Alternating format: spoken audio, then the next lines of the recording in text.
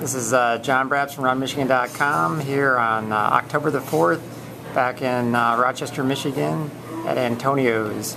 Talking to Molly Pritz, who just ran at the U.S. 10-mile championships up in Twin Cities, Minneapolis, St. Paul this weekend, and finished 7th overall at the U.S. championships. So how'd the race go out for you in the beginning? It was a little bit different than I expected. We were just training through it since it's 5 weeks before New York, so I go out and I go out faster than I'm supposed to, and I'm in like 25 or 30th place. So, you know, there's a lot of fast girls. It was a stacked race. The first 2 miles are so downhill that you just, you know, you get out fast and you don't even mean to. So I try to focus on, after the first mile, reining it in a little bit. I wasn't supposed to average faster than 5:30 pace, so I think I averaged around 5:31 pace, and I was happy with that. And I just ran my own race. There was a lead pack of girls, and I think I led the chase pack. I don't know how many girls were behind me. I never bothered to look, but it was just, you know, run my own race and pick off the girls that would fall off the chase pack. So. How many were up in front of you then at one point? I think it started, like, there was over 10. I stopped counting when I saw there was over 10 girls in front of me, and just, you know, as every mile went on, especially in the uphill miles, girls would come back and pass them one by one and finish. Like, I was in 6th place, and I got outkicked by Megan Payton at the end. So. Okay. And what were you thinking there when you got over on like the St. Paul side and you're coming, you know, down along the river before you, you know, kind of hit the uphill part?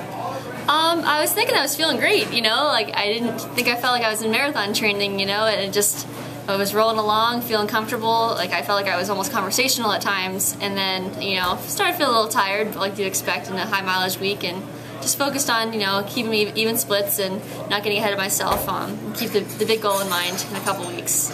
And I know, you know, since I ran the marathon out there, it happened to be a little hillier than I thought over those last 6 miles. So how did that feel on your legs? I love running hills. That's one of the reasons I'm excited about New York. It's just, I think the one thing you have to make sure when you're running hills is that you just keep everything in mind. You don't want to just hammer up a hill and then be too dead up for the other side of it. So I felt strong throughout it.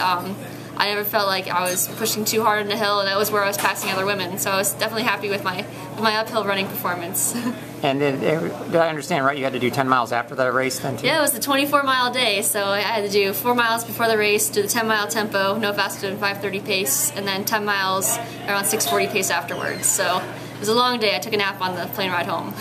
Yeah, now, so, you know, you ended up doing 24 miles. How'd that end up feeling on your legs? I felt pretty good, actually. I was, you know, I slept in on Monday, but I felt great, and today I came out and was running a couple marathon pace miles, you know, 2 days later, so I'm definitely feeling strong at the minimum, so definitely happy with how I recovered.